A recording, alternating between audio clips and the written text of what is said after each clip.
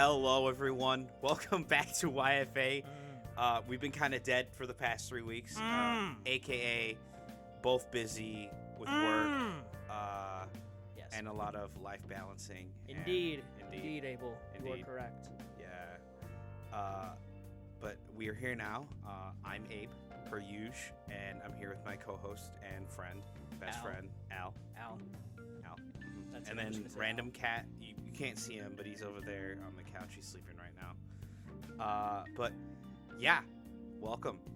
It's been a while. A lot of shit happened in the past 3 weeks. A lot.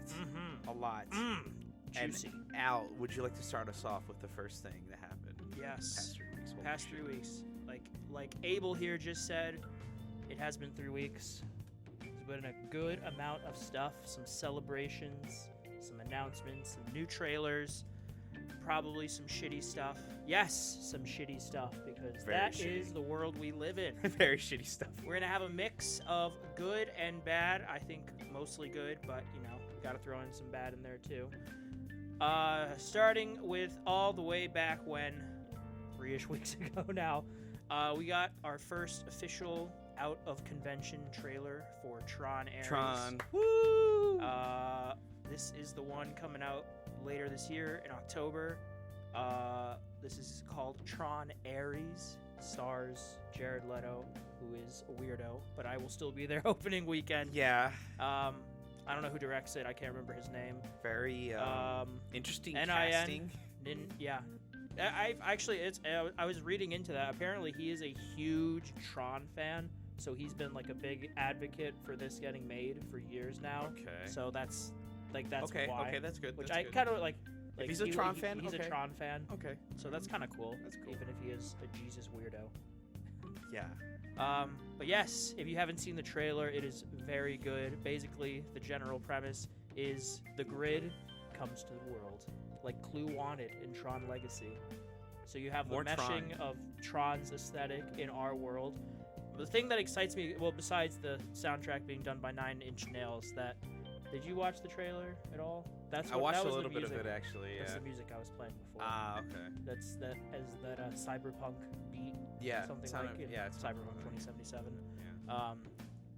Is the dude, the DP, who's working on this, Director of photography. Yeah. worked on like half of David Fincher's movies, Wow. like the famous half, like Fight The Club. famous half. Fight Club. Fight Club. Yeah. Okay. I think The Social Network, but like David Fincher, really good looking movies. And the trailer looks amazing. I love the clash, the red aesthetic, With the black aesthetic, obviously. of the real world. I'm excited. I'm excited. I'm a big Tron fan. I love Tron Legacy. I've seen the OG Tron. I've gone on the ride at Disney World. That was worth the wait. It's like Worth it? It was like an hour and a half, 2 hour wait, but it was worth it. It's a fun light cycle ride. But yeah, very excited about that. That's good. The Minecraft movie. Wow. Again, yeah. I posted again. This Chicken jockey. I'm Ye- sorry. Yes, he's the problem. He's part of the problem. No. Yes. Yeah. Oh yeah. Yes. Yeah. We'll if get you're into that. if you're a kid, I'm sure don't do that. That shit's Please don't annoying. do- yeah, like that- you can yell it out, but don't throw your food like a jackass.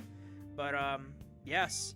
At the time of recording now, it has made over $700 million worldwide. Still on track to probably finish with over just $1 billion, which is like crazy. But its opening weekend was huge. It actually beat Mario's opening weekend. This made Wow. $157 million, which is the biggest ever for a video game. It just shows the popularity of Minecraft. It raised a whole generation. I know you've played Minecraft. Yeah, I I played it a lot. played it once. We're on opposite spectrums when it comes to That's right, I Minecraft. played it once. Have you seen the movie yet? No. I want to go see it.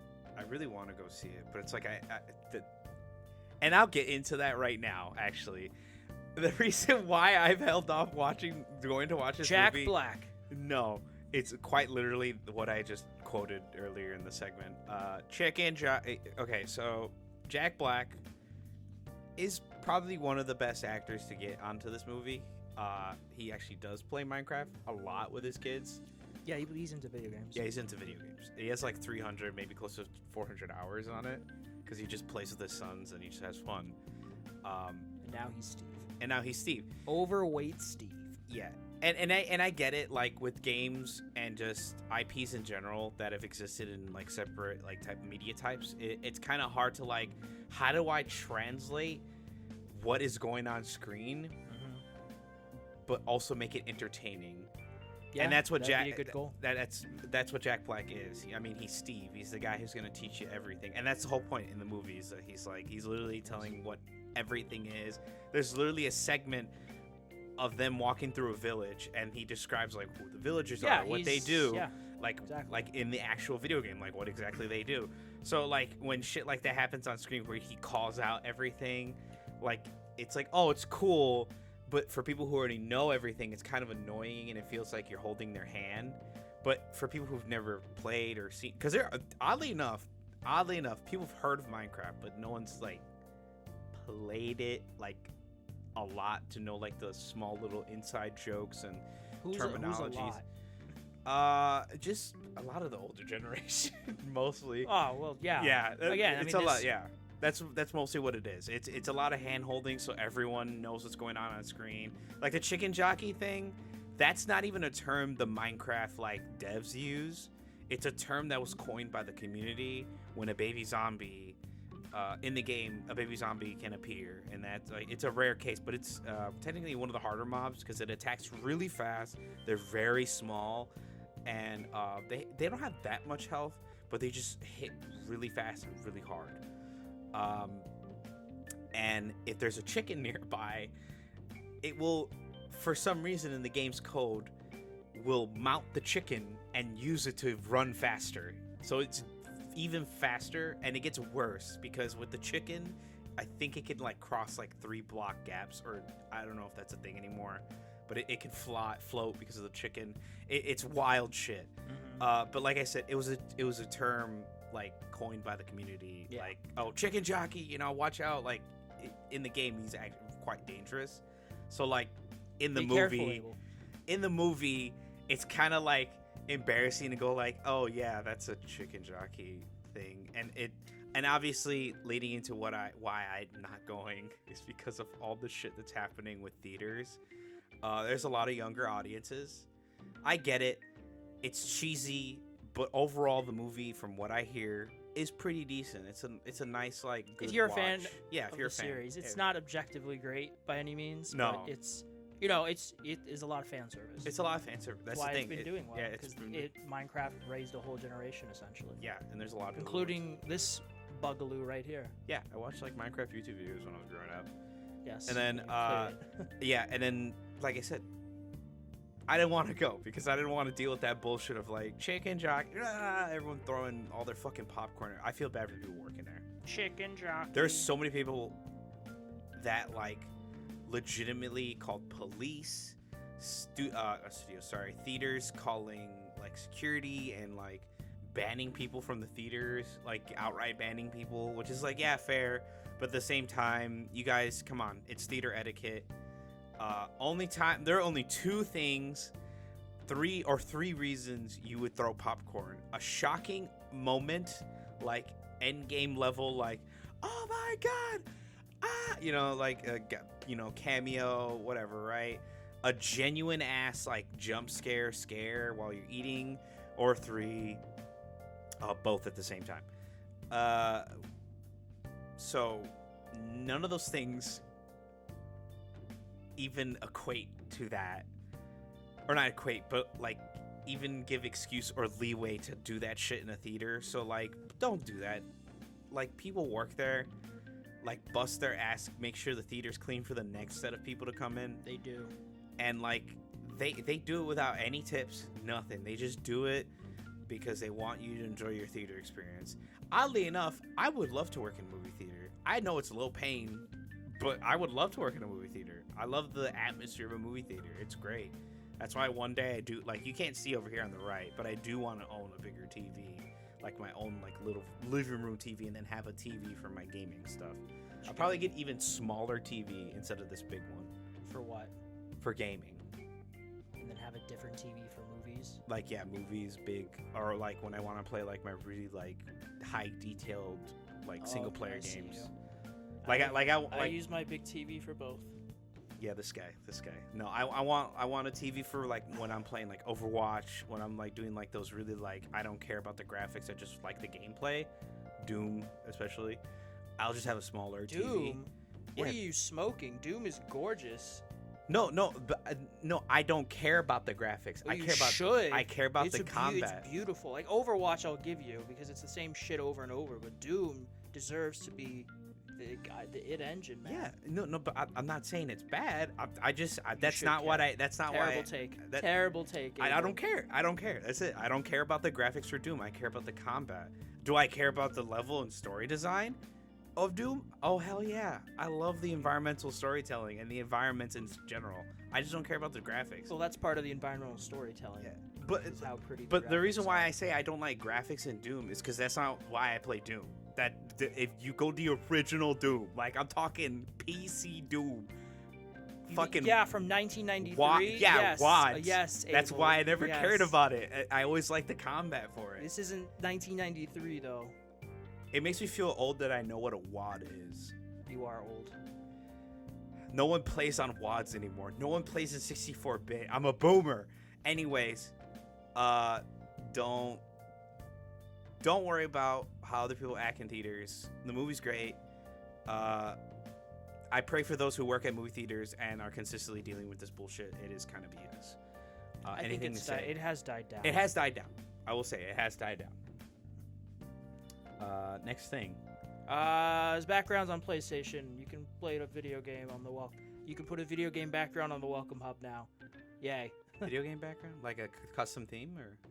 Yeah, like PS4 had themes, remember? Yeah. Oh, really? I didn't. Yeah, that's why I said kind of, because it's on the Welcome Hub, because each video game still has its own background when you pull it up. Okay. Yeah. I see what you mean. But on the Welcome Hub, instead of it being generic PlayStation, whatever, you can put a video game thing now. I still miss the PlayStation anniversary. I think they brought those back. Kind of. Not except for the PlayStation 1 theme, apparently, but there was an update yesterday or Thursday about that. If you have a PlayStation, so they're kind of bringing those back. And then the BAFTAs happened, and Astrobot won the most video game awards because Oh yeah. well deserved. I'm not gonna go through those, but it won like best art direction, I think best game again, just here and there, just yay Astrobot. I'll say this for this next point. Not the next point, but a little side tangent as well as besides the direct that happened for Xbox, there was also an Overwatch 2 direct, and as you know, I play a lot of Overwatch 2. Yes. I still love playing it. I didn't play a lot of last season because genuinely, there was no enjoyment for me. The balance, okay, there wasn't any bad balance. It just felt like, how do I say this? Like, if you play a certain character and are performing really well, the other team feels obligated to swap off of the character they're currently playing as and choose a counter just for that specific character. And in my opinion, it's fine on DPS if you get counter swap because you're a DPS. I mean, you legitimately make no big impact. No offense, unless you're like an absolute like monster pocket DPS that is like demolishing the other team, then yeah, you make a big impact. But generally, the supports and the tank make the biggest impact. I mean, the tank absorbs the most amount of damage, and the support is what keeps your whole entire team alive. And there was just a lot of that. Like I'd be I don't play bullshit tanks. I'll be honest with you. I play like Rhine, JQ, and Hazard. And a lot of people don't like Hazard. I like him. I like the fact that he has the leap. I like that he has a little wall thing that, like, if you touch, it knocks people back and it causes like 50, 80 damage, and it's not bad. It's really good. But when I'm playing on Ryan and I'm like playing really good, they'll swap to Sombra. They'll swap to Orisa. They'll swap to Bastion. They'll swap to Mauga. They'll swap to Ram. Just because I'm performing well on a tank like Reinhardt. Reinhardt is considered one of the worst tanks in the game. He is really bad in the sense that he gets no value when he has his shield up, and he has to hold his shield up majority of the time. Anyways, it wasn't fun. Like I said, I would play Ryan mostly, and I would get counter swapped by a Sombra, a Bastion, a Ramantra. And I get it, it's counter swapping, but I thought with the whole new perk system, it would stop that. But no, it doesn't. It genuinely doesn't. It kind of maybe stops it from happening like every match, but it would still happen, and it would be like consistent, because some people are just stubborn enough to go like, fuck it, I'm just gonna swap and kick this guy's ass for no reason. And fast forward to this new season, they added a lot of shit. Besides the new game mode, which I'll get into in a second, they added hero bans. And now this is like a point of contention, because quite literally, I feel like this could be its own topic on its own, but I'm literally going to brush over it real quick, and you can search it up on your own. Quite literally, a character by the name of Sombra, if you don't know, her character is basically, she hacks viruses. She's basically a hacker person. She shuts down abilities. She locks out abilities for like a second and a half. And that doesn't sound like too long, right? But when you're playing a fast-paced game like Overwatch, it kind of, a second can literally mean life and death, even for a tank or any type of hero. So she was quite literally the most annoying DPS. She's not the like strongest, by all means. She's not. She's very weak, very squishy. She's easy to kill. She's just annoying because her kit revolves around hacking, getting in and out, and like not really like, what do you call it, how do I say in the nicest way possible, not being a dick. So like I said, she'll hack you, which causes like you to take 30% extra damage from her, mind you. And then if she throws a virus on you, you take a clean, and I'm talking a clean 250 damage. Yeah. 250. 250. That's if she lands it with a hack. If she doesn't land it, it's like 110, which is not a lot, but that's still like half your health bar. Anyways, she is quite literally annoying to fight. She's not hard to beat. She's not extremely hard to counter. It's just, she's hard to balance with how the game is. You're always fighting on the front line against the other team, and if there's just this one random person who's, mind you, she can turn invisible, by the way. No one can see her unless she's super close in your face. And she's just annoying to fight, really annoying. It's kind of hard to describe, but she shuts you down, she hacks you, you take increased damage from her. She has an SMG that does a shit ton of damage. And now fast forward to this season, she's one of the most banned heroes in the game. I can boot up Overwatch right now, get into a comp game, and she's the first ban pick. Every time. Sombra is literally not healthy for the game, because even players that like playing Sombra can't play. And I get it, because fun fact, the DPS heroes I play, Sombra, Cassidy, and fucking Ashe. I play Sombra. Sombra was my main in Overwatch 1. Let that sink in, right? And I play fucking Ryan. But I liked Sombra genuinely because she was a cool character. I liked the whole like, hacker man type thing. I didn't like the fact that she shut you out of an ability. I like the idea that she can debuff people. I'm fine with that. But shutting someone's abilities out is kind of annoying. I was always on the butt end of that as a Ryan main. I always like, that's my tank. That's my go-to tank. And it just sucks to see that people that do genuinely like playing the character aren't going to be able to get to play her this season, because no one likes to go against a Sombra. She's constantly banned, and a lot of people brought up the idea of like, maybe Blizzard needs to rework her, or even in some even say just get her out of the game, because at this point, if the overall sentiment towards this hero is that she's not fun to play against, she's not fun to go up against at all, like, then there's no point of having her in the game. And that's the thing, she's fun to play, but she's not fun to play against. Yeah, I can see that. So yeah, But bans overall, I'm liking it. As a tank player, fuck Sombra. Fuck. Like I said, even though I play her, I'm like, fuck her. I hate the typical Sombra playstyle. I played Sombra very differently.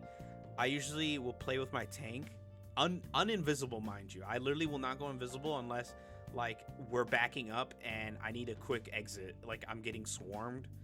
But I will play with my tank and hack like a DPS that's diving him, or I'll hack the tank when their tank is overextending a little too much. I'll go like, all right, hack. Now you're locked out and you can't back up because you're an idiot. You got this close. Because mind you, hack is like a close range ability. But like I said, that's how I play Sombra. I like playing with my tank. I like supporting my tank and like helping him with fights. But a lot of Sombras are, I'll go invisible, attack the back line, and be an absolute nuisance and like be the most annoying character on the planet, which is like, yeah, fair, valid. It's like I don't like that playstyle. It's stupid. But overall, the Stadium update is looking great. Stadium is a new game mode, by the way, that is comp. Like it is its own competitive mode. It's like League of Legends mixed with Overwatch, and like had a baby with like 6 maps and a bunch of commentary. It's really fun. If you want to get back into Overwatch, I highly recommend you play this season. This season's really fun. This season is really good. I just feel like this one. I keep bringing it up. This one character being banned is gonna bring up the discussion of should she be out of the game, or should they completely rework how she works? Because at this point, her identity is the hack, but I feel like that's the thing. You can still keep the hack, but not make it like, oh, shut you out of your ability type thing. I think that should be her ult, which is her ult. She shuts your abilities down for like 2 minutes, or not 2 minutes, sorry, 2 seconds, which is a long time, like I said, in Overwatch game. 2 seconds means life and death. But like shutting you down in an ult, because an ult takes a while to charge. But if you have a shutout, that's literally like a button press that literally has like it has a 3-second cooldown, mind you. 3 seconds. So if they hack you, they just gotta wait 3 seconds and then cling, hack. There you go, you're shut out again. Oh, can't hit me. Oh, 3 seconds. Hack. You got no abilities. I have to use the restroom. This so guy. I'll be back. This guy. You keep talking. Yeah. You keep talking. Well, that actually that was it. But I guess I could talk about Stadium while he's using the bathroom. Close the door, by the way. Yep. So Stadium, pretty fun. I played it a lot.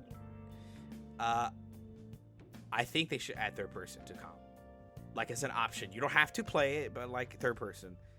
I prefer third person. I'm not gonna lie. It's a lot easier to aim as Cass in third person. Because if you don't know, Cass has like visual recoil, not actual recoil. He has visual recoil when he uses his primary fire, because his fucking gun kicks like this,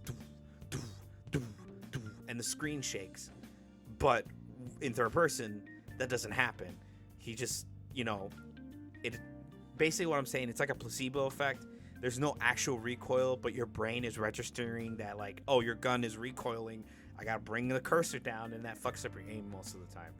But anyways, the overall sentiment of the new game mode from the community is that it's really fun.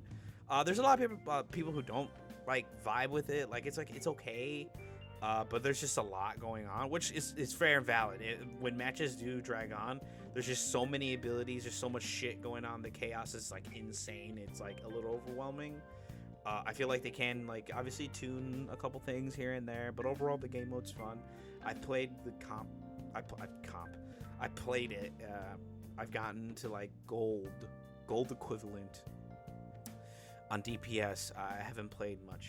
I have gotten to silver on tank, mostly playing Reinhardt. Like I said, I like third person as Reinhardt. It's really fun. I don't play JQ in that game mode. It doesn't feel fun.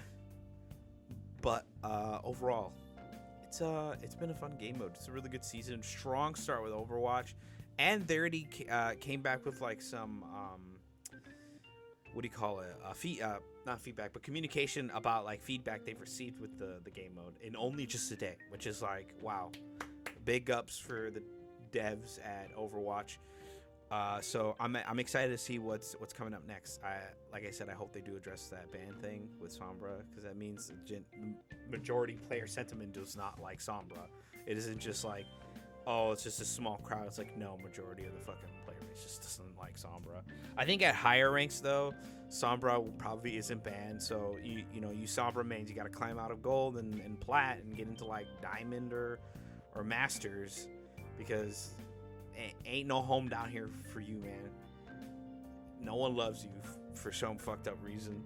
But anyways, last thing I'll mention is I will say the Juno skin is fire. Anyway, Stokey watch peak. Next thing is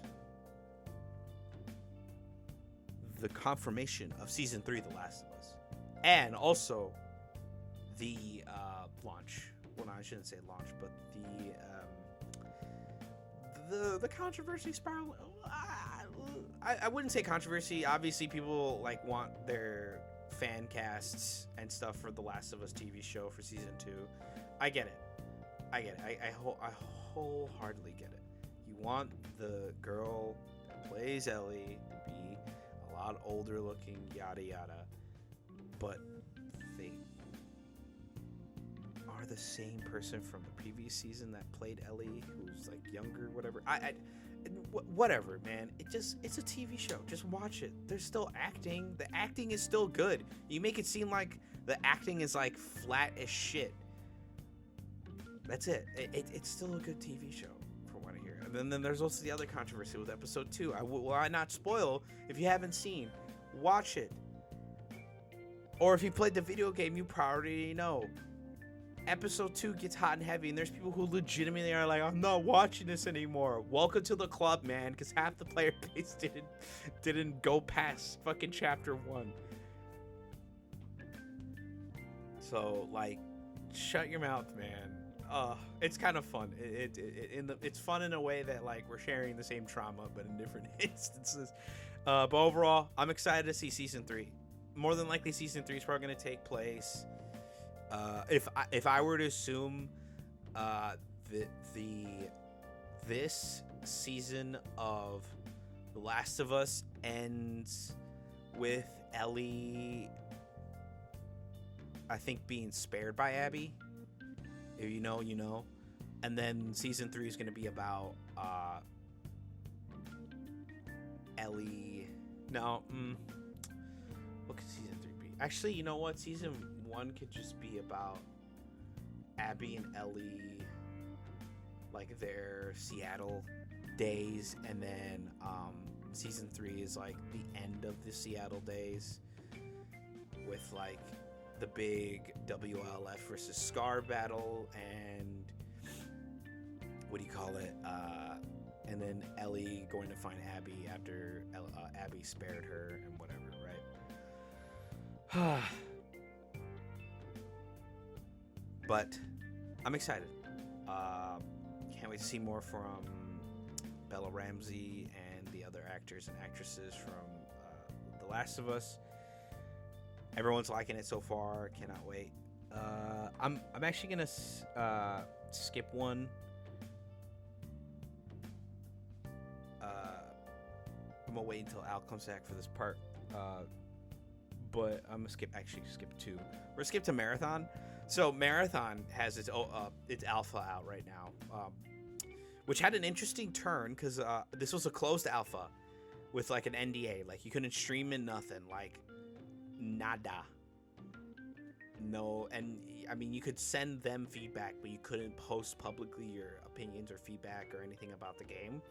And then for some reason, I guess because of how like Marathon has been like kept from the eyes of the public for so long, and like people were like, okay, well I want my hands on it. Like you hiding it, or not hiding it, but you saying like, oh, we can't publicly say our opinions about the game until so and so date on a contract, kind of rubs people the wrong way of like, oh, what are you hiding? Like, what do you have to hide? This game's been like Like I get it. Devs are scared that like, or not scared, but I should say like would be frustrated if like, oh, here's the alpha. Mind you, this is an alpha, and like people are like saying like, oh, the graphics are ass.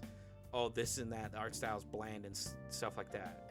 And I get that. Like I get that's a frustration, but not a lot of people understand game development.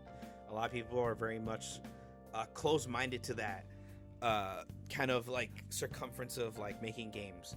That like you do like create the game in steps. You know, you create the foundation levels and everything. Like every level is like pretty much gray blocks and white sky for like a good portion of game development. And then after a while, you know, you add textures, you add environmental details, and you add, you know, lighting. You make the game look good. But right now, obviously, it's an alpha, so it's like a very, very much not final product of the game itself or the engine. So it's a frustration that I understand. I get it. You wouldn't want, you know, people to start talking shit when the game is not even full release yet. But I give them their flowers. I give them thumbs up. They're like, cool, you lifted the NDA, and then people can actually like give you valid criticism. You just gotta ignore the people who are like graphics and shit are ass, because that's not important right now. That shit is until like maybe in beta phase when you're starting to, you know, polish up the art design and everything about the game. But from what I hear, it's still mixed. Even after the first reveal, which was like had a mixed response, and then now this, it's still like mixed response. Like gameplay wise, like Bungie's knocked it out of the park. It has the best combat system and everything like that. And it's like cool. Another extraction shooter, which I mean we don't have a lot. It's just more like we have ones that are already like kind of taken over the space. I know Call of Duty tried to do an extraction shooter. That didn't turn out too well, in the sense that like it just got like really like it didn't really garner an audience. But that what can you do? But overall, Marathon is looking to be having a rocky launch in the sense that a lot of mixed. Some people are interested, some people aren't. I will say the cinematic trailer was really well done. It really kind of pulled me into the world, but I'm so glad I showed it to Taylor, because Taylor really has like very much an open eye. I mean, she's like Bungie, like she's a Bungie hater through and through, but she did like Bungie before. This was before the final shape, before Lightfall, when Bungie really fumbled the ball. She really did like Destiny a lot. She liked the PvP. They left it in shambles, yada yada. She has a very well-deserved resentment towards the developers. I don't have that much of a resentment. The resentment I do have is I hate that it takes them being on their back foot and on their ass to start picking shit up and start making actual big risks. And it sucks because they had no competition. Division's ass. Every other looter shooter is like garbaje. I remember people were like, "Oh, Borderlands 3 is going to be the next,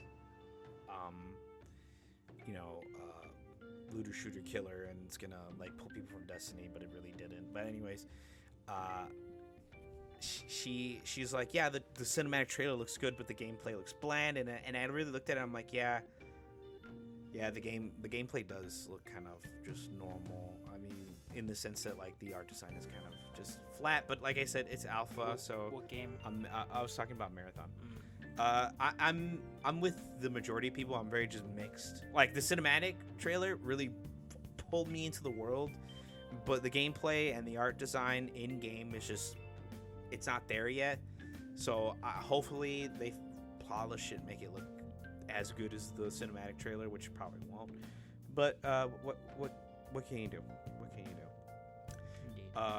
Actually, talking about that, I'll bring this up later. There's a topic I want to talk about because I had a discussion with Taylor, and she really did bring up a good idea.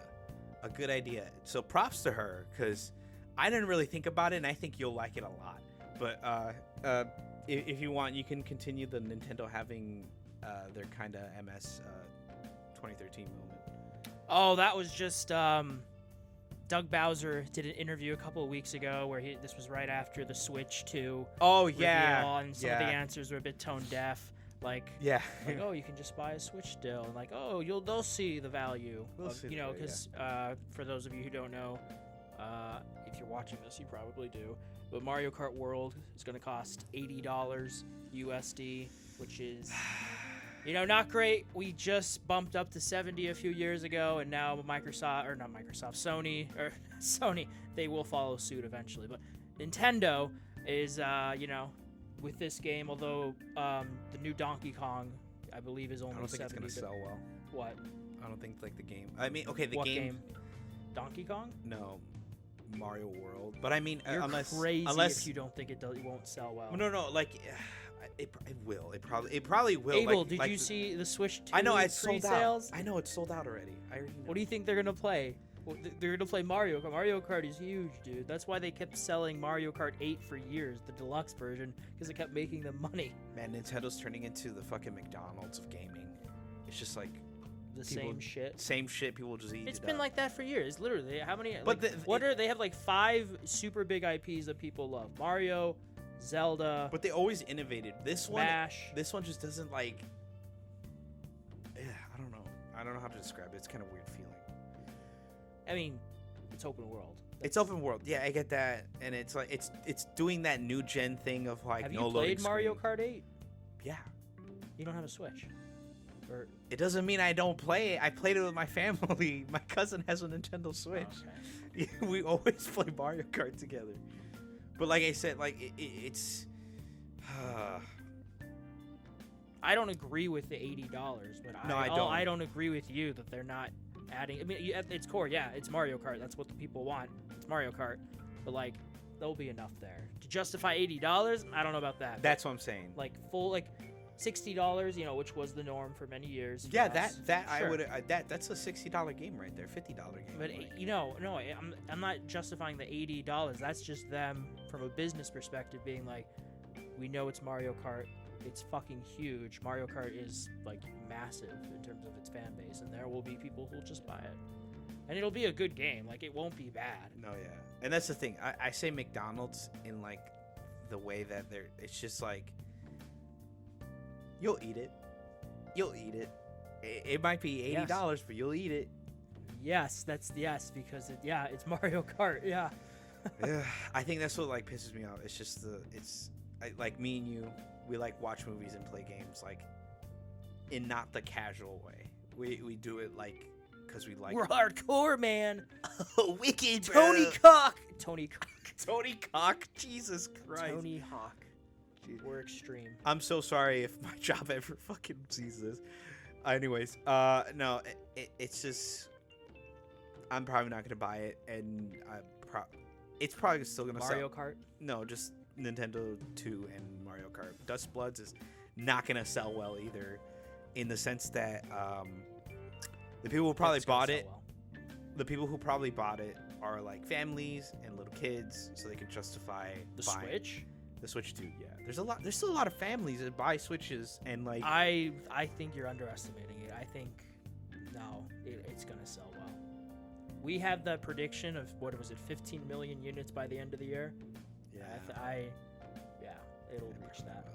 Anyways, so And it's the plenty of hardcore people.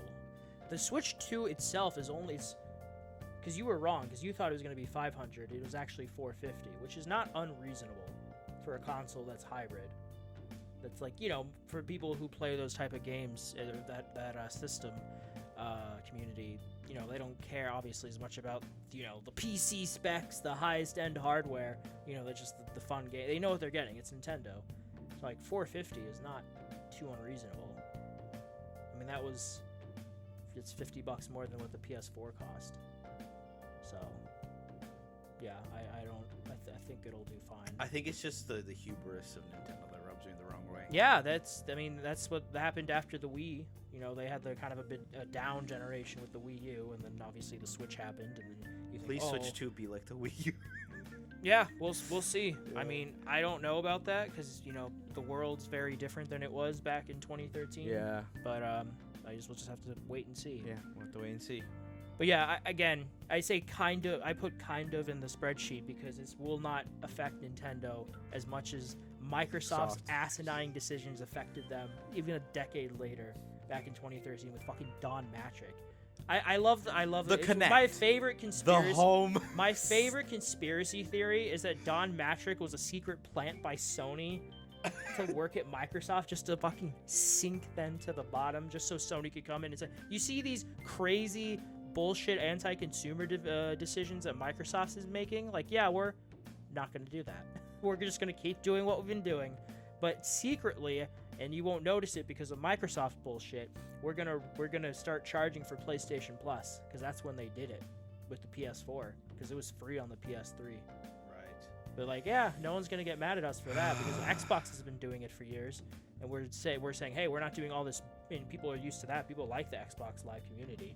The Xbox 360 was very popular for most of the generation. And didn't they get like free games every month on Xbox Live? Probably. I mean, now obviously. Now it's like standard, like when you have a subscription like that. Yeah. I think so. I'd have to check, but if Steam did it, I'm pretty sure people would fucking buy it shit out of that. But not even like have access to the internet. If it was like a membership, like every month you get like free PC. Well, we'll have to see with that because there are fairly prominent rumors that Steam might be getting into the home console market. Yeah, with which Xbox. If that's just just like their own. Oh shit! Really? No, not with Xbox. No, they're just like their own system. Oh, I thought like Xbox. They have the Steam Deck, right? No, yeah, but I heard that the Xbox and Steam were like that's like the new Xbox console is gonna have. It's gonna be paired with Steam. Like it's gonna have its app in the. I mean, that wouldn't surprise me, but I meant like Steam just would have their own system. Again, these are rumors for now. We'll have to wait and see. But I think something like that. I'd love that because then it would be another competitor in the market. Yeah. Even because Microsoft is just like, hey, like just now this week, wait. Forza is on PlayStation now. If that happens, Steam might be the indie console for indie developers. Like you know how like you know how like back in the day it was like the Xbox One was like for the indie developer. Like that's the one thing that we can say. Yeah, they had the indie thing. Yeah. For the Xbox generation is that they were very much. I think it was 360. It was 360. Yeah, it was 360 and the Xbox One very supportive of the indie developer scene. Yep. They if you don't know, a lot of indie games, I think even Limbo. Undertale, like a bunch of indie games were developed on like Xbox Ones and Xbox 360s. Fucking Battle Blocks or whatever. Battle Blocks Theater. I can't remember. But anyways, like just a lot of games. Oh my god, I'm talking so much. Just a lot of foundation of what the indie game scene is now is kind of from Xbox. Kind of. I still think that's coming out this year. Yeah, Silksong is. You at the beginning of the year, you said no. You said it wasn't. At the beginning of the year? When we did our annual predictions, you said no. No, because I wasn't sure. It is. Al, did you not see the Nintendo? Yes, I did. Okay, yeah. So yeah, it's coming out this year. It doesn't matter. They just said 2025, which that could still change. That's October. That could change though. True. But anyways, like I said, foundation for indie scene, not full foundation, but like I said, like help push that, indie scene into like kind of the mainstream like stores, like I said, Xbox, all that stuff. So if this happens, Steam could be the next like Xbox like platform that indie developers use. Why did you sound like Christopher Walken for a moment? My name's Christopher Walken. Now I can't. Don't do it intentionally. That wasn't good, Abel. That was bad. Bad Walken. You just the way your tone. Shut up. I need more cowbell. It was a little better. Yeah. But not great. Not great. I have a gun. I don't care. Shoot me. Have you seen King of New York? Yeah. Yeah. I watched that for like. Yeah, I talked about it on here. Yeah. But yeah. And then I guess because we were just going off about Nintendo, this kind of goes into it, but no Zelda DLC. No, yeah, I'm not surprised. With it's not bundled with if you bring your Breath of the Wild for Switch, you get it for Switch 2. That I think the $10 upgrade, like you have it, you do that. It doesn't include the DLC. which Yeah, is I'm surprised. that's I like wasn't. Nintendo nickel and diming that. Yeah, they're which nickel is- and diamond and fucks. yeah. All right, you talked about Marathon. What did you talk about while I was? I talked about. Note to self: don't eat nachos and then steak and shake like 2 hours later. Not a great combo. Not. Is that what happened? What do you think, Abel? What do you think? That bathroom's a biohazard, folk. Anyway. Yeah, it is. But no, I already talked about The Last of Us Season 3. PS5 going up in price in other countries. That's interesting. I'm so glad I got my baby already. I'm glad I got my Pro. Well, but it's not yet here. Not yet here. Jesus Christ. We will list off where. Sony's latest PS5, this is from Forbes, price increase primarily targets the digital edition console, so context, with new RRPs taking effect across Europe, the UK, Australia, and New Zealand. The most significant hikes are in Europe and the UK, where the PS5 digital edition now costs £499 or 429. €499 or 429 pounds, respectively, an increase of €50, 40 pounds, compared to the previous retail prices. So, anyone listening, if anyone is listening in Europe and UK, just so you know, if you want a PS5, maybe get it sooner rather than later. We don't know how the market's gonna go. The price increase. We're not that like into the Nintendo, market. if I'm reading correctly, they increased the price of the accessories for the Switch 2, but not the Switch 2 itself, which I think, considering like all the bullshit tariff stuff that's happening, it's like the right decision, because that's less likely to piss people off. Because most people, obviously, actually all people who are interested in the Switch 2 are gonna get the Switch 2, no shit. But not everyone's going to be interested in those accessories. No, yeah. So the more hardcore people will be, and they're more likely to pay the extra $10, $20, $30 for that kind of stuff, which I think is the smart decision. The fact that they're fucking selling a demo is insane. Yes, that is also $10 yeah, because they want to see how far they can push it. This is like when Sony got really cocky after the PS2 was a fucking raging success. I think it's still the best-selling console ever, and they were very cocky at the beginning of the PS3 generation, and it bit them in the foot. And they were kind of struggling against Xbox until Xbox started shooting themselves in the foot with the Kinect and really going gung-ho on that. Home which console. PlayStation also did. Remember the PlayStation Move? Home? Yeah, the PlayStation Home But Move. they didn't. The difference was that PlayStation didn't go all in on the Move. It was kind of like, it's there. It's there, yeah. Whereas Xbox was the Kinect. And then the Move went into PlayStation VR and then VR2. So Which is not, I don't know, as successful. It's not that successful, I don't think. no, it's not. But it sells. It's still enough. supported. Yeah, it's still supported. Still has updates. I And still then the want to play PlayStation Resident Evil. Portal is doing pretty well though. Yeah, I need in terms to buy of accessories. that. I need to buy that. I genuinely feel like I'd be using that a lot more. Oh, you did buy the Edge controller. I might be as well, because there are times where I just want to lay in bed, but I want to play something. I'm lazy. I mean, I only bought the Edge because I like to have precise Movements, and I'm very OCD about that. If Yes. I'm all about reaction time and all that stuff. I obviously as I get old. It's like an old, this 25-year-old. No, but I'm being real. As I get old, worrying about that shit, I'm not gonna be able to keep up. That's just in general. That just comes with age in anything. And I know I say that as a 25-year-old, but there are people who've played video games professionally, and they do just get slower. That's it. It just happens in general. Did you talk about the Xbox showcase? No. Okay, well, there's an Xbox showcase happening. I did talk about the Overwatch 2 Direct, though. Yes, I was there for a good chunk of that.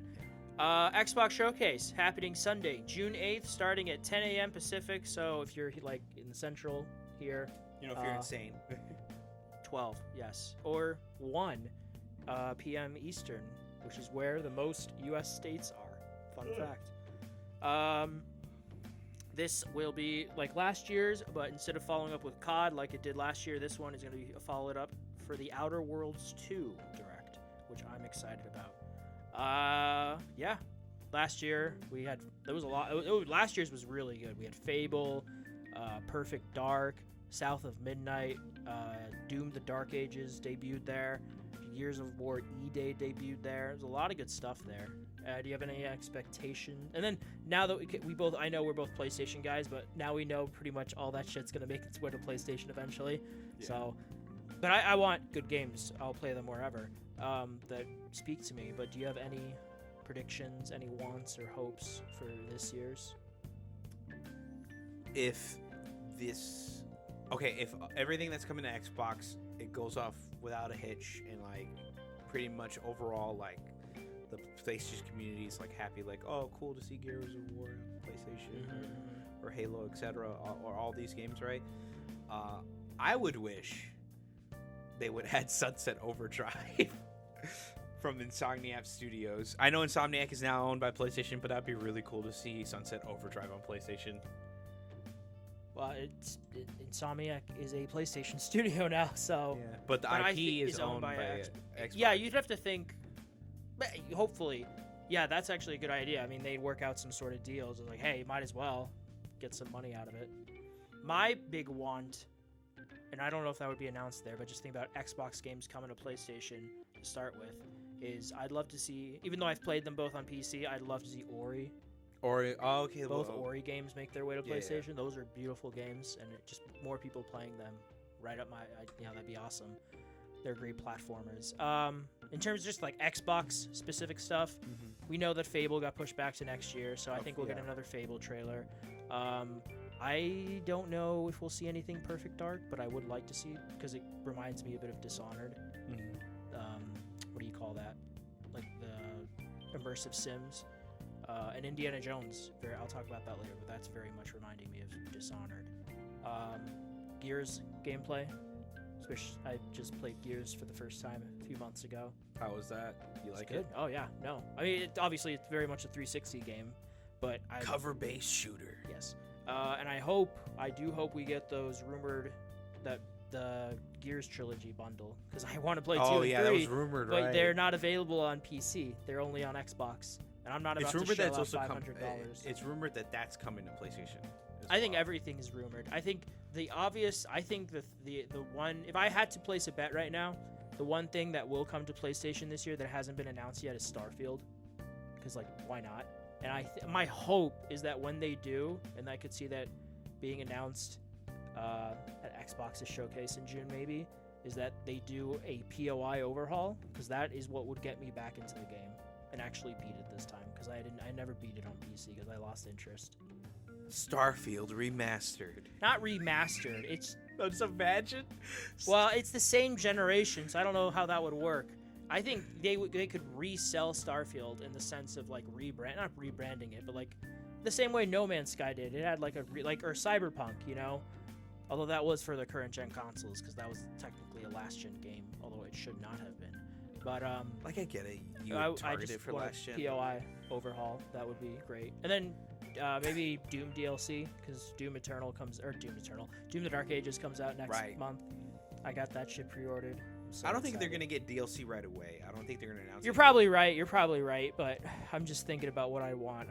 But what would you do from that? Oh, you know, because it's a prequel to 26. Did you see the trailer from the little direct they did this week for it?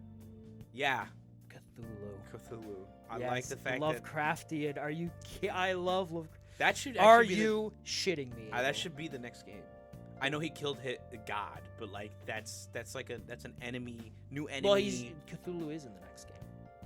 Well, yeah, in the prequel game, but I'm talking like in the main. I mean, like next main game, like not like a sequel, prequel. I mean, you mean when they soft reboot the franchise again in like 10 to 15 years? Is that what you're saying? No. I'm talking like I know Doom Eternal ended it with the. He goes back to sleep. Yeah, he goes back to sleep. I feel like the new enemy is the Cthulhu faction. Well, you don't.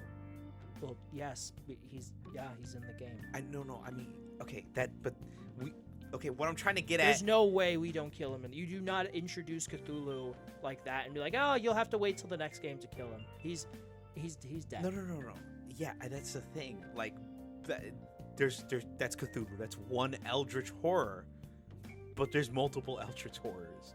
Cthulhu's just like the poster child. Okay. That's what I'm saying. You're saying you think this maybe will be the stepping stone into a larger universe. Yeah, because we kill all the. we killed demon / Cthulhu hybrids, because that's even what they mentioned in the gameplay. They're like, All right, I get what you're saying. That's now. what I'm That trying would to be get dope. at. That would Yeah. be dope. Yeah, 'cause I like now I demons like are dead, I like your that's it. train of thought. yeah, like demons are gone now. I don't think they'll all. I mean, killing demons is literally the DNA of Doom. DNA. So I don't think they'll truly be gone. But I do like where your head is at. So I mean, at that point, we'll have to see where Doom: The Dark Ages takes us. I'm so excited. I am too. I'm more excited than you. Yeah, because you bought the fucking collector's edition That with the statue, that is the most badass thing ever. I'm pissed because I don't want to buy more shit because I haven't put up any of my posters yet. You should do that, Abel. Yeah. Yeah, we'll talk about it in a bit, but I need to tone down because I got the Indiana Jones collector's edition. I got Doom. I'm giving Bethesda all my money. I was going to with Ghost of Yote, but we'll talk about that in a bit. But yeah, I'm excited. We should watch it this year. I don't think it'll be as good as last year's, but we should have watched last year's. We didn't. It's probably Abel's fault. Watch what? The showcase? Xbox showcase. You were at work that day, weren't you? No, I watched it live. It was a Sunday. I don't work on Sundays. You were probably at work. I was. Boo, shitty I'll job. call it off. Tell me the date and I'll call it off. All right, I want to hold you to that. It is June 8th. Yeah. Okay, I gotta do that in advance. All right, I'll do it today. Where were we? Oh, yes. We did that. We have some Harry Potter casting announcements. Oh yeah. For the right. TV show that is still happening. Here is what we know so Yo, far. Wizard Harry. Yes, it's your yes. John Lithgow Hagrid. I'm sorry. will be playing Dumbledore. That's good. He's a good actor. Yeah. He does. He's American, unlike every actor who was British or played a British character in the original movies. But he does a good British accent. He was Winston Churchill in The Crown. Which Oh, was yeah, on he Netflix. was. He was really good. So I have faith that he'll do a good Dumbledore. Janet McTeer will be playing Professor McGonagall. I'm not super McGonagall. familiar with her, but like her look. Apparently she's a good McGonagall. actress and she looks like she'd be a good McGonagall, so that's exciting. This is the controversial one, and I feel so bad for the actor. Snape. Yes. Yeah. Snape is being played by an actor named Papa Esudu. I think I'm butchering his name probably. Yes, the controversy is he's black. Hello, Snape Mr. Harry is a Potter. greasy white man with a crooked nose and long greasy hair, and obviously he's the secret Nazi who's not actually a wizard Nazi. He's a spy, but he's also a piece of shit in the books, regardless of if he's a spy or not. Whereas like Alan Rickman's version, I think was more, Mr. at least to Potter. me, and I think a lot of other people, he was Yeah. more empathetic because he came across as like that cold teacher in the movies, but not unusually cruel. Just like he doesn't like Gryffindors. He's just disappointed. Yeah, exactly. He's like, oh, I have high standards, you guys. I'm bored. I'm disappointed. Whereas in the book, Snape is just dick. like the worst. Like he's like, oh, there he is being a little teacher Nazi.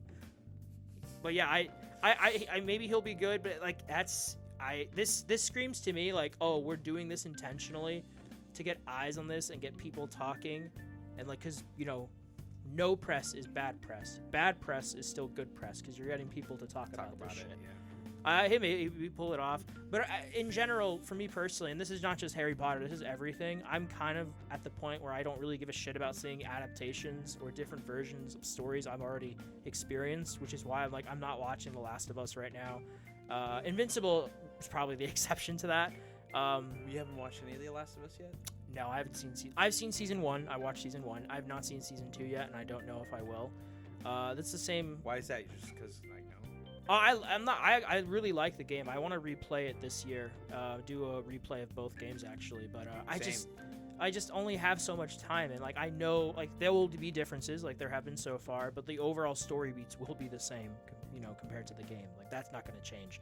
So I just, I only have so much time. I'd rather experience, for the most part, new stuff, or if it is an adaptation, it's something like Arcane, where I never played League, so it's new for me. Or Invincible, Or because Cyberpunk. Invincible is just really fucking good. have you seen Cyberpunk? No, and I need to, and I have the game, and I need to play the game, but I do not want to play it until I beat The Witcher 3. I want to buy Cyberpunk for my PC. We're getting off topic, anyways. But yes, Nick Frost will be Hagrid. Oh yeah, That's a good choice. Yeah, Yeah. I love. Oh my god, I love him. He's Yes, so good. he's a great choice. Luke Thalin will be Professor Quirrell. He looks like he'd be a good Quirrell. I don't know. I'm not familiar with his work, but he looks like a good Quirrell. And then Paul Whitehouse will be Argus Filch. Argus Filch. Oh, nice. Again, he looks like it's just Snape. I like, why would, like, out of all the characters you would race swap, why would you race swap Ronald Weasley? Yeah, like, I wouldn't give a shit. I'm like, make a redheaded black guy. I don't care. Yeah. But like, why Snape? Snape is ambiguous. His ambiguity is his. Yeah, and he's mostly a dick. And you learn, oh, he was actually secretly good at the end, and that's it. Otherwise, he was a dick. Mr. Harry Potter. Okay, Dude. Alan. Wow, look, we have Alan Rickman. Alan Rickman. Yeah. Back from the I'm dead, going guys. to make 3, 5, 6 sound sexy on camera. Yes. Will you watch this show? Welcome, students, to my classroom. 3. You know what this reminds 5, me? 6. Because I got to play Hogwarts Legacy now. You do, because it's yeah. on PlayStation Plus Extra.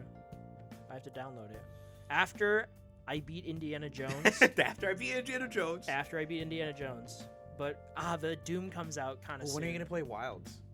The Blossom event. I don't fucking know, man. Dude, you're gonna be so fun. I don't care. No, I mean in the sense you're gonna miss out on armor because there's a lot of. Oh no, armor. Well, no, you're gonna. I totally care. You're gonna miss out on doing events until like maybe a year or two from now, when like it's gonna be on a rotation. Which is like, thank God, thank you, Capcom, for doing that. Yes. I remember. I still need to play Final Fantasy VII Rebirth. I gotta play Alan Wake 2. I have Cyberpunk. I have The Witcher 3. The Witcher 3 is the one I really want to beat this year because it's the only PS4 game that I own that I've never beaten. Like, out of all my physical discs, it's the only one I never beat. So I want to beat it, you know. It's good. It's so much, man. It's such a big game. And then Oblivion, I don't know. I'm waiting for a physical copy, and then I'll get that. It's just too much, man. This is the thing, going back to the adaptation story. I don't have time, man. I work full time. I work because I have to. I don't want to do this shit, man. I need the money to survive, and then occasionally buy something that'll keep me entertained while I'm not being miserable at work before I die. Like most of us. Someone will be immortal. Keanu Reeves. He'll be the immortal one. He'll be immortal. Daredevil Season 2. I still need to watch Season 1. I've heard overall pretty good. Good, positive. The new cast and crew stuff, apparently, the consensus, that's the good stuff. Like, compared to the, when they took over from the old show. Because I don't know if you remember, but there was an older version of Daredevil Reborn that was being done, and it was completely scrapped for the new stuff. Right. But I guess they kept some of, like, the scenes and the story elements or whatever, but like it's all changed now. But Season 2 comes out next year, which is, in this day and age, is great. Because usually these seasons fucking take forever now, a la The Last of Us. But yeah, Season 2 next year, March, awesome. Let's see. Let's do this, and then the rest of the stuff will be video game stuff. What? Oh, what's up? I didn't ask because I figured I'd know the answer, but you haven't seen Daredevil Reborn, have you? No. Okay, so yeah. Not I haven't either, so I can't really talk about that. I Season just hear 2 it's is really confirmed for next year. No, that's good. So that's cool. Star Wars Celebration happened about a week ago. Saw this was that in Japan, and I still hate my spirit of God, man. I could have killed 2 birds with 1 stone. Star Wars Celebration and going to Japan, and I fucked it up, like I normally do. But we did get some big announcements at Star Wars Celebration. Good mix of movie stuff and show stuff and some game stuff. What new Star Wars projects were announced at Celebration 2025? That's a good question. Why entertainment? Let's see if you'll answer it. We already knew about The Mandalorian and Grogu. That's coming out, I think, next year. That's the movie based off of The Mandalorian. Oh, that's me. Sorry, continue. Very good. Sean Levy, who most recently he was the director of Daredevil and Wolverine. Deadpool. I would watch that. Deadpool and Wolverine. He's done a bunch of stuff. He did Free Guy with Ryan Reynolds a few years ago. He did the Night at the Museum movies. He's doing a new Star Wars film called is it The Starfighter with Ryan Gosling. It takes place 5 years after the events of The Rise of Skywalker, so it's a sequel to the sequels. Starts filming this fall, apparently. We'll see. I'm excited because I just want new Star Wars, and I hope it's good. new characters after episode 9. It's its own thing. It's going to come out as of right now, May 28th, 2027. So we shall see. New animated series were announced. Some good shit. Excuse my language. There's a new Star Wars animated series, Maul, Shadow Lord, which follows, you guessed it, Darth Maul, after the Clone Wars, in the style of the Clone Wars animation. It will premiere next year. I'm just letting him fumble. I'm not even gonna correct it. Yeah, thank you. Sam Witwer, who is a Star Wars nerd, he's like the Star Wars guy. He voiced Darth Maul. He's coming back, voicing Darth Maul here. Do not understand the power of the dark side. He also voiced Palpatine Yep. in multiple projects. He did a really good job. Yeah. You know me! Yeah, dude, he does it so good. My mind's eye, it wanders. Kenobi. That final scene is so perfect. That final confrontation Do not between fail Maul me. and Obi-Wan on Tatooine. But yes, very good stuff. Some Fortnite stuff. And the Fortnite. really cool stuff, we're getting season 3 of Visions. This one again is going back to exclusively Japanese anime studios doing them. Because season 2, I believe, was a mix from around the world, which is really cool. Also, we're getting... Did you watch season 1? We're getting a spin-off about the 9th Jedi. This is the one that takes place... Like, its own, like, limited series. It's the one where... Oh, it's been a minute since I've seen season 1. But where they go to, like, this planet base, and there's, like, a bunch of Jedi there. And the plot twist is that they're all actually Sith. Oh, Do you remember they yeah. all turn on their lightsabers and they're all red? Yeah. That's the plot twist. Yeah, it's yeah, that one. Oh, the ninth. Yeah, a lot of people were like, the Ninth Jedi should have just been what the sequels were. Yeah, and now it's getting its own little mini limited series. And another one is too. The article. Please tell me it's at the Samurai one. I love that one. That was so I don't cool. think it's yeah, that was really good too. But yeah, I'm happy we're getting more anime Star Wars. I still haven't seen season 2. I don't have Disney Plus right now, but I will get it again eventually. I'm too lazy to pirate this shit. I might sail the 7 seas though. We'll see. And then also we're getting the new Star Wars tactical game, which is called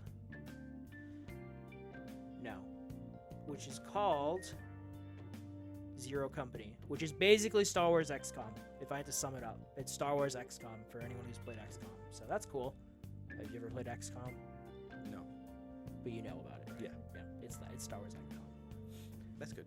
Zero Yeah. Company. Yeah. I hope it's good because I hope it's good for the fans, man. Not my kind of thing, but I want it to be good. Yeah, you're like, fuck it. Hopefully it's good. Yeah. So got some Star Wars stuff. Switch to pre-order date. That was this past week on Thursday, I believe. It crashed. It crashed multiple sites. Yep. It was a mess. I know Target was throwing. My friend was telling me about it. He had it in his cart, and then it was like, oh, can't do it. Nope. LOL. JK. Can't do it. LOL. LOL. Lol. Haha. We're playing you all, and you're all gonna buy our expensive shit because Watch you and need learn. to be entertained. Are you not entertained, Abel? Are you not entertained? Are you not entertained? Is this not why you are here? Throw my sword. I love that movie. Wait, does he spit? I can't remember. Yeah, and then Yeah. everyone starts shouting Spaniard. Man, I was really hoping, off topic, but I was really hoping that they were going to show that in theaters last year, like right before Gladiator 2, and then they didn't. Because the next anniversary for it is... Well, no, it's this year. Yeah. This is the 25th anniversary of Gladiator. Yep. So please put it in theaters because I will be there day one to see. Same.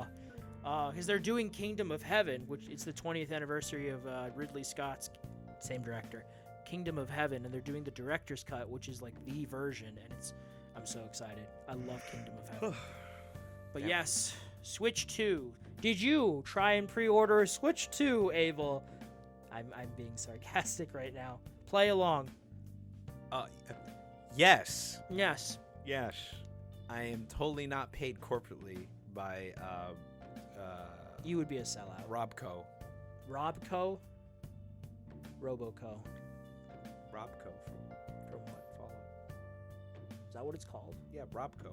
Well, that's not the company that makes the Vaults. No, it's not. No, that's not the one that makes the vaults. That's the only company that matters. Well, Robco Vault-Tec. makes Vault-Tec. Vault-Tec, yeah, but Robco is the one that makes the robots. Soltron. Do you want a robot? Like Codsworth, yes, to like fix up stuff, maybe like keep an eye on the cats. Hello, sir. Hello, sir. Where was I? Jolly good show, sir. Jolly good shot.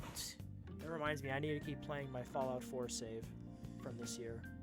There's just it's too much to play, Abel. Too much. But yeah, it was a shit show. We didn't get our Switch 2s because we didn't pre-order them. I only have my Switch because I got it for free. So, but yeah, it'll do well. The only thing stopping it from the numbers potentially is how much supply they have, because it will sell out. But like, oh, can they meet the demand? That'll be the question. And then we'll save the other thing for last because that one was I can't talk today. I can never talk. Cathartic, whatever. Ghost of Yote, Abel. I saw. October 2nd is when it comes out. Dude, she's so fucking cool. I love the fact that it's like Kill Bill. It literally is It's Kill Bill. Bill. Meets Blue. It's You ever Kill see Bill, bro. Blue Eye Samurai on Blue Eye Samurai? Netflix? Yeah, I watched like a couple episodes before the Netflix got taken off. But yeah. Didn't get taken off. No, off my stuff Oh. because it's my aunt's. But anyways, continue. Oh, you need to watch it. But yes, it's Kill Bill. We are so excited to announce that Ghost of Yote comes to PS5 on October 2nd, 2025.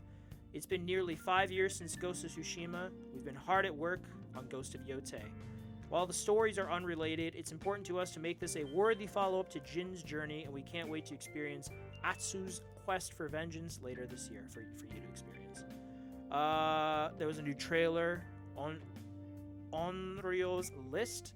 I love that her list is all over her armor. The Yeah, and she's gauntlets. like, she wipes the blood of who she killed Yeah, over their name. That's and great. she's hunting 6 names: the snake, the Ani, the Kitsune, the spider, the dragon, and Lord Saito. You know what it's like? I mean, besides Kill Bill, kind of like Assassin's Creed. Yeah, there's people in the comments making that. Dude, there's people who are Assassin's Creed dick writers that are saying that it's a copy. I mean, to be fair, Ghost of Tsushima is essentially just a Ubisoft game.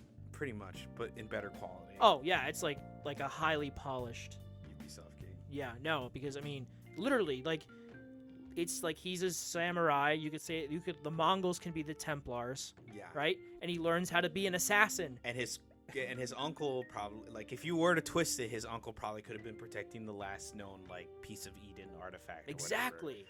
And then like It really was just an Assassin's Creed story without it actually being Assassin's Creed. But I'm just waiting for them to announce a pro patch because I really want to replay that this year before An this one. excuse to replay it. Yeah, because I know as soon as I start it, then they'll be like, oh, we've announced the patch. So, she's avenging her family. She's hunting them down. Again, this is its own standalone story from Ghost of Tsushima. We've known about that. They talked this article, PlayStation blog. They talked about the way you explore the open world, offering more freedom and variety than Ghost of Tsushima. You can choose which leads to follow when you hunt them down, so you can play it in whatever order you want. You can also track down other dangerous targets and claim bounties, or seek out weapons sensei to learn new skills. Etso is wild as it is deadly as it is beautiful. Go across the open world, unexpected dangers and stuff. It's open world stuff. Then they talked about the collector's editions, which there's the base game, the digital deluxe edition, and the collector's edition, which is I think $250, and it doesn't even include a physical game, and it doesn't include a steelbook. So that's gonna be a no from me, dog. And I have the collector's edition for the first game, and that one came with the steelbook and the game. So yeah, I'm gonna have to pass on it. But the game itself, I'll definitely be getting. It's $70. Thank God they didn't do $80. The interesting thing, though, is that this was fun speculation I saw online. Is that they announced October 2nd. That's what they have, and I am confident that they'll stick with that for this year because it's a specific date. Things can change, but the rumors, it's more speculation really, is that since Sony likes to partner with Rockstar, they're a marketing partner, they might have an idea or just know when Grand Theft Auto 6 is going to come out, so they know like, oh, it's not going to be around that time, so we're getting ahead of the curve and we're announcing our big game for them, so no one can potentially swoop in once they see, hey, no GTA 6 yet, because everyone's wants to avoid GTA 6 because that literally changes the metric of life. There have been studies done that show that crime actually goes down when a new GTA comes out because they're just playing Grand Theft Auto instead of committing crime. Like, why commit real crime when I can commit virtual crime and not get in trouble for it? Exactly. And be entertained, of course. So that will shake up everything, as everyone knows. We're waiting to see still what the date is. So, like they think, oh, it's not going to be October 2nd. When is it going to be? Is it going to be earlier in the year? Maybe not, because Take-Two has Borderlands coming out. Mafia is rumored to come out, I believe, June or July. So this was something we had a prediction on, bet on. I still think it's getting pushed back into next year. Ghost. No, GTA sorry. 6. GTA 6. Yeah. And you said no. I think I'll be right. I don't think so. I don't think it's gonna get. All right, when is it gonna come out? December, like right during Christmas. No, it won't. No, it won't. It will not. I'm calling it right now. I'm calling you out. That's not happening. Because they will want it. Because they won't. Then they won't be eligible for the Game Awards for that year. They'll have to wait till next year, and then I know it's Grand Theft Auto, but people will have forgotten. No, I disagree. What, you think they're gonna do it in August? No, I think it's getting pushed back to next year. It's too easy. GTA people, it doesn't matter. People know about it. People are gonna buy it regardless. The hype cycle will continue as soon as they drop a new trailer, regardless of when that'll be. People love GTA. You and I will definitely both fucking get GTA pretty fucking soon. So, and it also just sounds like GTA 6 2026. 6-6. I think is next year. 6-6-6-26. Exactly, the devil. Summon the devil. There you go. Jesus Christ. But yeah, but at least we know Ghost of Yote, October 2nd. Yeah. That's all the news, oddly enough. Holy fuck. No, it's not. Oh, what? What are we missing? Abel. Oh. Have you heard of the High Elves? All right. Have you? Have you heard of the High Elves? Stop! No, I'm sorry. You violated the law. Yes. Oblivion came out. It shadow dropped. It's out. I knew it. A lot of people online knew it. There were leaks. We known about it. Yeah, there were some naysayers online. They shut the fuck up because it came out. It was shadow dropped. It's so funny. Even Monday, the Axeman who made a video is like, "There's no way they're gonna remake it," and then remaster it, and he's like, he lists all the things that like, there's no way they can recreate it. It's the magic of Oblivion. You can't catch lightning in a bottle twice. And the fucker made another video going like, "I apologize." Yep. Monday there was a little tease saying tune in tomorrow at I think it was 10 a.m. Central Time. Yep. All will be revealed because there were a bunch of leaks the past few weeks. Yeah. This is something we've known about for years now. It's been leaked here and there. Some prominent leakers towards the beginning of the year were talking about, oh, it'll come out this year. There's this guy, Nate the Hate, talking about, yeah, this will come out before June. And then him and Jeff Grubb were like, oh, it's going to be April. It's going to get shadow drops. Then they were getting specific. It's going to be the week of the 21st, which was this past week. Yeah. It happened. And Tuesday came, there was a little showcase. They talked about like, oh, what did we do? The remaster, some quality of life gameplay tweaks. But at its core, it is a remaster. It is using. It's still Oblivion. It's the Gamebryo engine on top of, or underneath the Unreal Engine 5, graphics, which is why it fucking stutters. But I'm a patient man. I'm gonna wait. And then they're like, oh, it comes out today. It's They're out. not gonna patch it. Yeah, they will. I don't know. I should say they will patch the game. I don't know how well that'll be addressed, but they will patch the game. Every game gets patched, Abel. They will patch stuff. Okay, the reason why I say I don't think they're gonna. They literally patched the game yesterday. Okay, when I say patch it, I mean like they're not gonna fix any of the like kind of endearing quirkiness. No. I'm not talking about the Oblivion bugs that you. No. That I'm talking about just performance wise. Oh, performance. Okay. Yeah. No. Yeah, no, that's fine. Like, no, they literally Todd's wonky voice acting is still there. There's this one woman her voice line is still in there where she's like, "Can we go again?" And then she starts her line at the beginning. They kept it in. That's still no, that's still in there, man. No, I agree with you on that. I'm talking about just performance-wise. And I want a physical copy of it for my shelf. I mean, it looks cool, but cover art. No, it goes so fucking hard. And for me, it is a new Elder Scrolls game because I never played Oblivion extensively. I should say I never played it extensively back in the day. So I have heard of the High Elves, Abel. That or Balatro will end up being my most played game of this year. I can already tell you now. Jesus Christ. I'm excited. A lot. They redid a lot of the characters in the sense that done in the engine. They did a good job of modernizing it, but it also there's still that potato face quality to them. Yeah. And then they changed some of the supporting voice actors, but kept the main ones like Sean Bean and Patrick Stewart because obviously you have to. And then the soundtrack is still there by Jeremy Soule, which is a classic. Yep. I do prefer Skyrim soundtrack though, but I am very excited to get into Oblivion. I think. Again, I'm like, where do at this point, it really is just waiting to see when they do a physical copy because those leaks that occurred about a week and a half ago now came from Virtuous's website. That's the company that did the remaster mostly. Yeah. It was basically everything that we saw this week. But there was also a page that showed a physical copy for the Xbox. We didn't get an official announcement for that. Hopefully, PlayStation should get one too because they should know there are people out there like me who will buy it day one.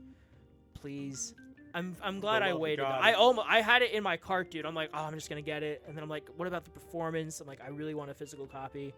I'm glad I waited. I'm a patient man, most of the time. I'm a patient man, patient gamer at least. I can wait. I'm glad I waited for Hogwarts Legacy. Yeah. PlayStation Plus. But I'm not patient for Doom. I need to kill Cthulhu.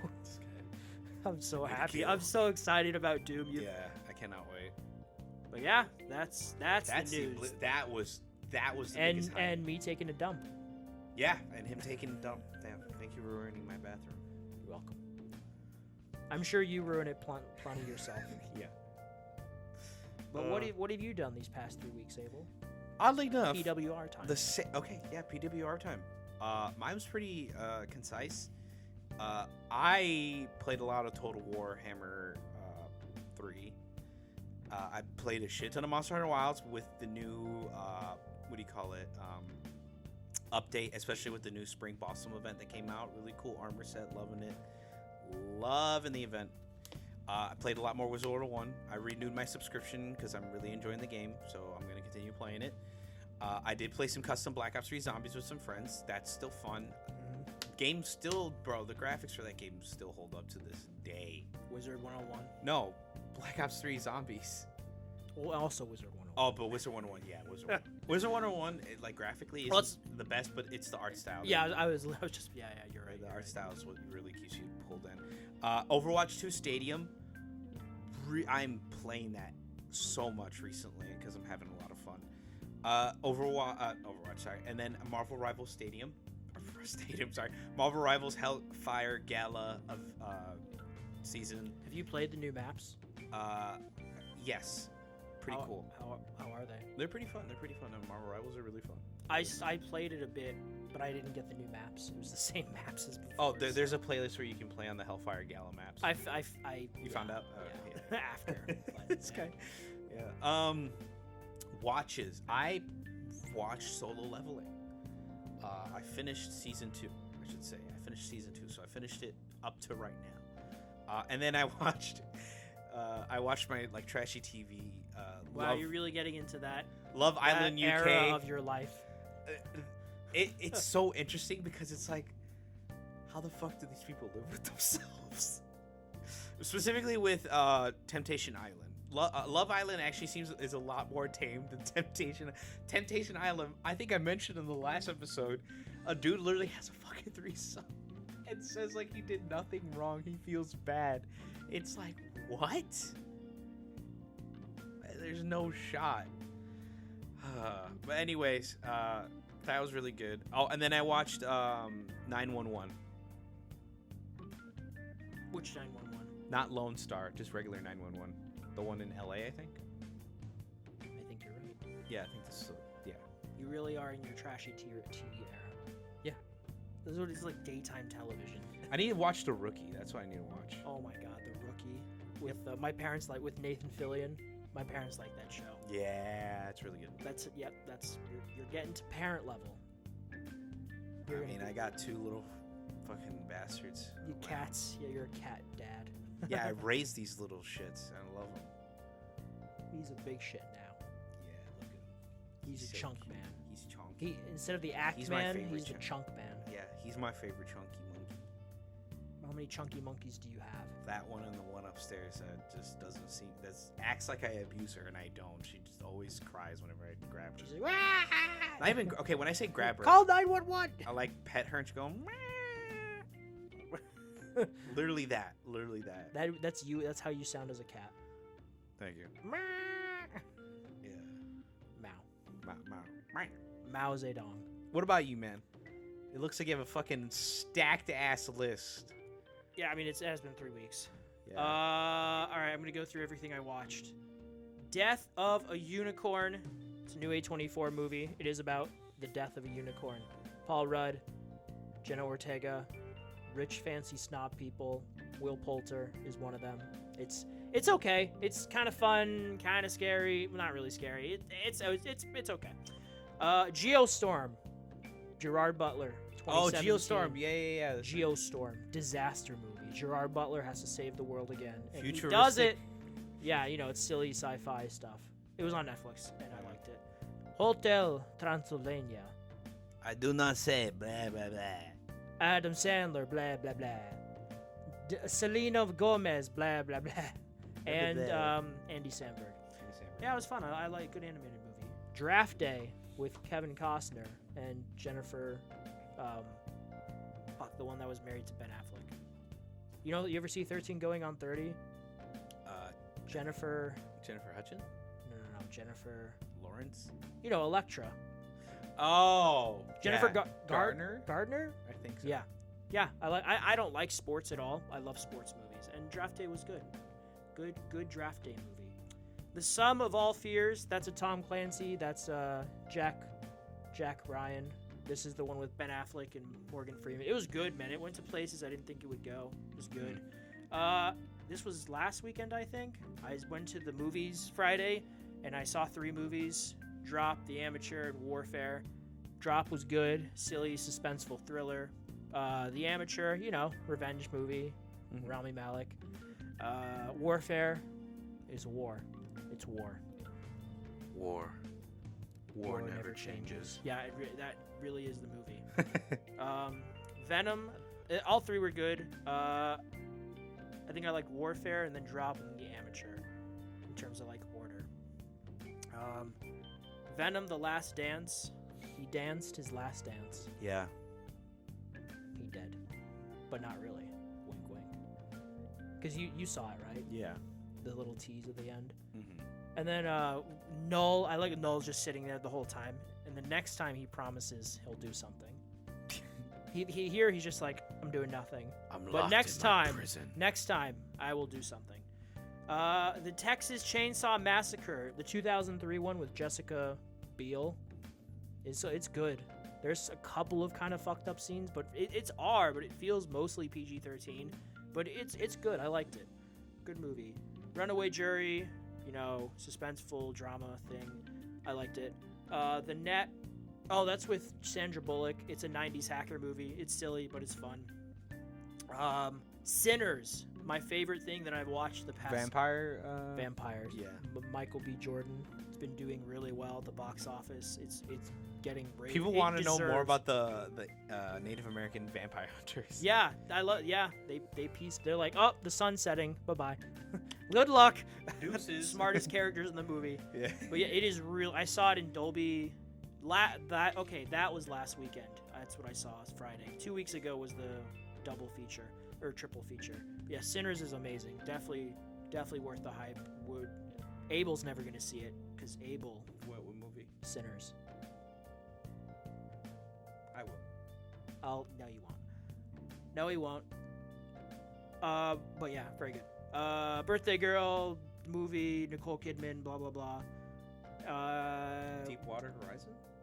Oh yeah, that's about the the BP oil spill that happened that 15 years ago. Actually, this is the when I didn't mean to, but I watched it on Easter with my parents, and it's the 15th anniversary of it. That on day, Easter. yeah, Oh. April 20th, 2010, yeah. Yeah, good movie. Then Traitor, it's a movie with Don Cheadle, War Machine. Don Cheeto. He's not exactly a traitor. Groundhog Day for a black man. It's a short film.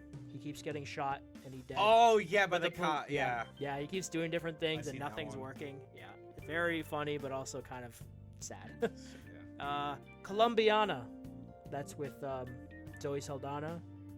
Wait, hold on. Pause. Talking about movies. Little sidetrack.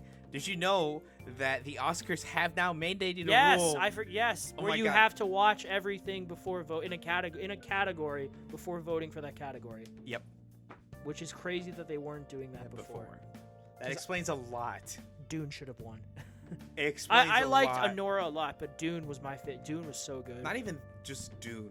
In general, just explains a lot of why Oh. certain things didn't win. certain Oh, years. 1000%. Yeah, I mean that's crazy. I mean the Oscars have been around for almost a decade, or a century now.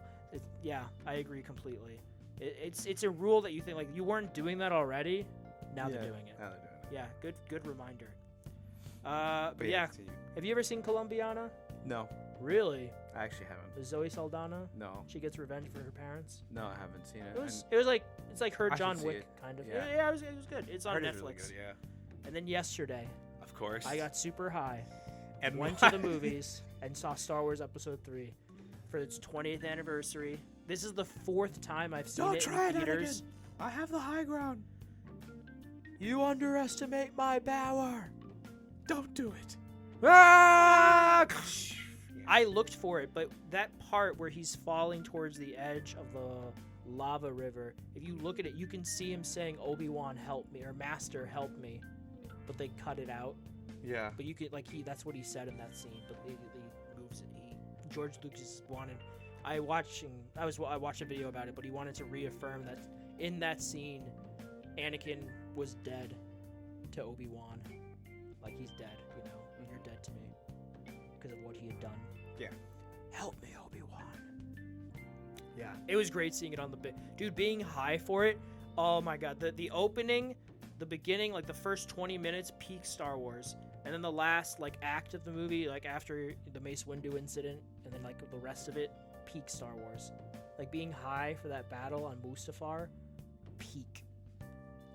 Some of the CGI has like whenever you can see someone's face and they're doing the acrobatic flips, like Christopher Lee, who obviously he's an older gentleman, so he couldn't.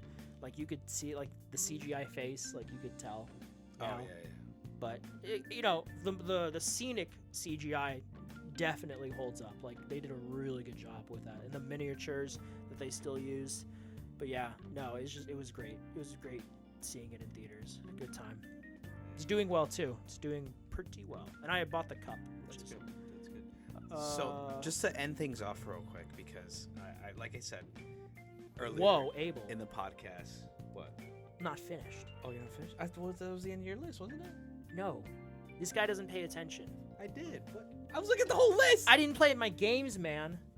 Oh right, his games. Yeah, Gore. you're not the only one here who plays video games, you nerd.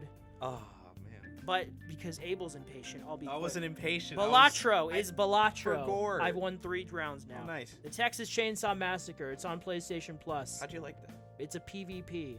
You either play as the family or someone, the people trying to escape. Is it fun? It is fun. I like it. Okay. Psychonauts 2, amazing game. I hope Double Fine. That's what I want to see from them this year. This game's 4 years old now. Double Fine. What are you guys working on? Give me Psychonauts 3. Psychonauts 2 is amazing. Persona 3 Reload demo. Holy shit, it's a long demo. It's 6 hours. Yeah. It's a 6-hour demo. Yeah. But I want to play Persona 3 now. Marvel Rivals I played a bit of. I told you before, it's Marvel Rivals.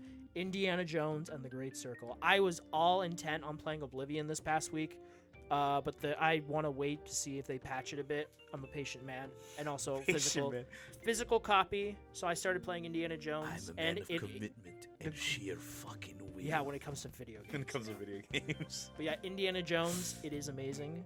It's great. I have it. I'm gonna Great. probably beat it this weekend or this coming week. Yep. But yeah, it's just it's like Dishonored. It really is. It's like Indiana Jones meets Dishonored. It's like that immersive sim. I just finished the first open area, which is the Vatican, which was really well done. It reminded me a lot of Dishonored, and I just made it to Giza, so Nice. it's definitely worth playing if you like Indiana Jones. Now I'm done. Oh, okay. You goof. I forgot. Your movies first and then your games. Yeah. But so what I was trying to get at is earlier I mentioned that Taylor had mentioned a really interesting idea that I never really thought of, and I think you'd like it, Al. I hate it already. No, I'm kidding. What is it? So you know how Bungie's making an extraction shooter, and you know how the last You mean Marathon? yeah. Yeah. You fuck. And you know how The Last of Us 2 faction was canceled and everything? Yeah. So, because of how things are, I think, okay, I hate to say this, I hope Bungie gets, not liquidized, I should say, gets pulled off as a mainstay studio and just becomes a studio that helps with other studios in making live service That's not games. gonna happen. I think maybe after Marathon. That's what I'm saying. That after Marathon, that's what's going to happen, and that's what I'm hoping will happen. And I hate to say that, but anyways, let me get back on But track. you're a mean guy. Yeah. So. Okay. So the idea was that if the stars aligned, and they actually were really good about helping Naughty Dog make the Last of Us 2 factions, and not making Marathon, and just helping Destiny. But like I said, helping Naughty Dog and these other studios make their own good live service game. Legitimately, really think about it. A Last of Us 2 extraction shooter. But What are you minus extracting? supplies. It's like a supply run. You would go in for whatever faction you pledge to. Wolves, Scar, what do you call it? Jackson, or or like the bandit group in Seattle, that city, or not Seattle, what's that city that you go in? In the second game? In the first game. Oh, the first game. Pittsburgh. Pittsburgh, yeah. Oh, yeah. That's Pittsburgh. Yeah. This Or is- let's call it the Pit faction or whatever. They're the hunters. The Hunters, there Because you in go. the first game, you either play in the multiplayer, you're the Fireflies or you're the Hunters. Okay, yeah, then the Hunters. So then, yeah, like that'll be your 4 factions. WLF, Scars, actually 5. So the WLF, Scars, Jackson, Hunters, and Fireflies. And basically, Remember that song? you would play, yeah, pretty much. You would play like, how she described it is you'd play like you would like an extraction shooter where you have a semi-open world mission you would go into. Your main objective is to get this one thing, but you can diverge into different paths, Yeah. either running into a neutral faction, an AI enemy faction, or another group of survivors that like Scars, Wolves, or whatever. And or like, oh, there's like a side dungeon, you can go down there and fight like a Rat King to get some extra like medical supply. And like it was like this, she had this whole like idea of how it would She work. should go pitch it to Naughty Dog. Or Sony. Like, liquidize Bungie. Dude, and Bungie's fucking combat style with Last of Us 2's like, well, no, Last of Us 2's combat style with Destiny's like developer knowledge of how to create a live service and create content like that Yeah. would like really think that would be a really amazing extraction shooter. I would play the shit out of that. That'd be I so much fun. think that's an amazing idea. I would play the shit out of that. It's not gonna happen. It's not gonna happen, but no, it's a great The idea. best. Oh yeah, no, I It was think a- that I want. I was- I love that. It's such a good idea. But realistically, I think the best we get at this point. I don't think. I mean, we'll see how Marathon turns out. I don't know. I feel like maybe it might be good because I don't know if there's any prominent extraction PvPs right now. I mean, this Tarkov, that's about it. Yeah, Tarkov. Exactly. So if this hits, maybe the market will be like, oh, I mean, this you is got good. Tarkov and Division, and the Division flopped. Tarkov is still going strong, but that's because they had. Well, they have Division a- 2 is still going. I mean, it's still going, but like it's not talked But about. it's yeah, I agree. The Division 2 has been around for a hot minute as well. But like the next like new thing. Yeah. I watched maybe like a snippet of that Marathon demonstration they did because it's not my thing. But I don't want them to fail. I want them to get their shit together and give us people who are into that kind of thing a good game. You know, I don't think that's gonna happen. I like the idea with the Last of Us aspect, but I think a best case scenario at this point when it comes to Last of Us multiplayer is that whatever they were working on for the Factions 2 that they canceled will get incorporated into the eventual part 3 that will happen one day. And we just get a multiplayer mode like we did in the first game that you can play along with the single player. Because the first game's multiplayer was really fun. Yeah, and that's what she also mentioned. And like, you can still have like the regular multiplayer deathmatch battles, but like you would get like small supplies while the actual doing the like what do you call it, extraction shooter aspect of the game would give you more supplies, and to like do with like cosmetics, do the Helldiver thing where it's like it's do the stanky leg. What do you call it? It's a different like Helldiver underneath the armor, but it's still like you're wearing the same armor. If you play Helldivers, you would understand. But anyways, like just that idea of like, oh, you won't lose your cosmetic stuff, but you'll lose like you know, a cool pistol or a cool axe you found, or you know what I mean, like all that stuff, and still be a Last of Us game, like where you can still grab a brick and throw it at a zombie and punch the shit out of it. You know, I have a confession to make. What? I don't know if you saw this because it's been, you know, since we met. I think this was announced since we met last time because it's been This 3 guy. weeks. He's supposed to propose to me. I'm just kidding. No, not yet. No. The time isn't right, Abel. It's on camera. Spoilers. Yeah. But I don't know if you saw, but they announced a bundle of The Last of Us Part 1 and 2. Oh like yeah, the completed collection. It's like the collector's $100. Yeah, I saw it.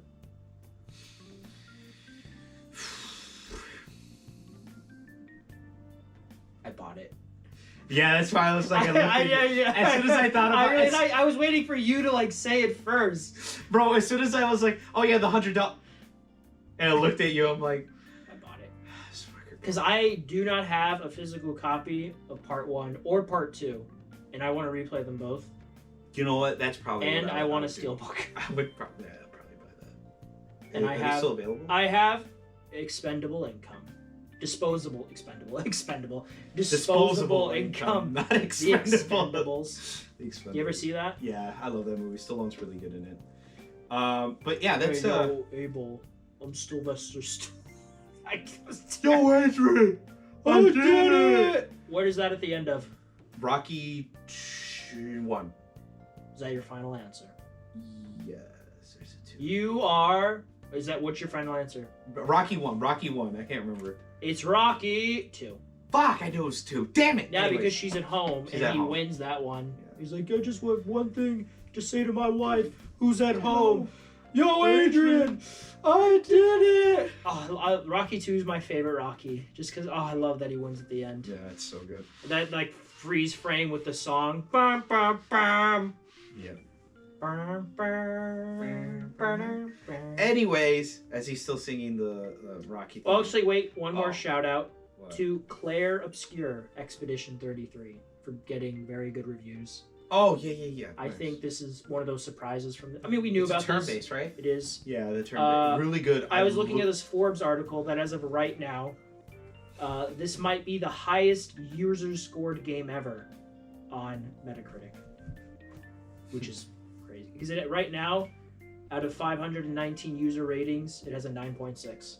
I want to. It's on Game Pass, and I have it on PC. I might pick it up on PC. Yeah, I saw it. I kind of I want wanna- to. I like turn-based stuff. So. I do. I have to be in the mood for it, but I do like turn-based. Like I have very fond memories of playing the Harry Potter ones on the Game Boy Advance, Chamber of Secrets. Yeah. I had the Game Boy Color version of Chamber of Secrets, and I had the Game Boy Advance SP. So it like the cartridge was longer, so I had to like stick it in. It still worked, but it just stuck out at the end instead of the smaller cartridge that the Game Boy Advance used. Yeah, it just kind of slips in. Yeah, that one I had for Prisoner of Azkaban, which I finally beat like years later. I never beat the fucking Chamber of Secrets Nice. because the fucking basilisk at the end. Because the final boss fight in the Chamber of Secrets is the basilisk. The final boss fight in Prisoner of Azkaban is Draco Malfoy. You go from a fucking ancient giant snake to an angsty rich boy, Boy, 13-year-old. Or I think he's 14 by He's that like, point. yeah, he's 14 by that point. Yeah. But anyways, holy fuck, that was a big episode. I hope you guys enjoyed it. Or didn't enjoy Or it. didn't enjoy it. Burn our house down. Don't burn it down, please. Don't burn. You can burn Abel's stuff down. Burn a Not- random home in the middle. Wow, are you advocating for arson, Abel? Is that what I'm hearing right now? It's on tape. Yes. know. Yes. No, no, yes. No, yes.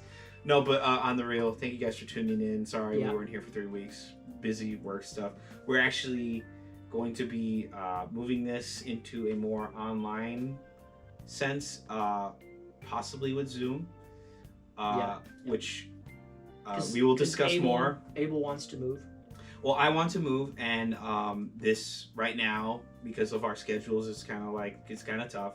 I think it's mostly when holidays come around is when it's a lot harder, which is like fair. But Yeah, last weekend. I mean, your mom was sick as well. my mom, but yeah, my She mom, okay now? No, yeah, she's good. She's good. She's in the ends of it where it's like it's all just like Oh, coming sure. out. Yeah, it's like ugh. But thank you guys for tuning in. Yes. Leave a like, comment, subscribe, Or don't. or don't. Abel. Tune in next week. Yeah, at that point, Abel will have fixed our description. Yep. Yeah. It's Thank been a you year, guys. Abel. It's been a year. No, thank you. No. Don't No. thank them. Don't thank him. Don't thank you. I'm just kidding. Just But anyways, farewell. Bye-bye. Is it off? wait a minute. It's on. Oh no, Al. What did you do? Like recording for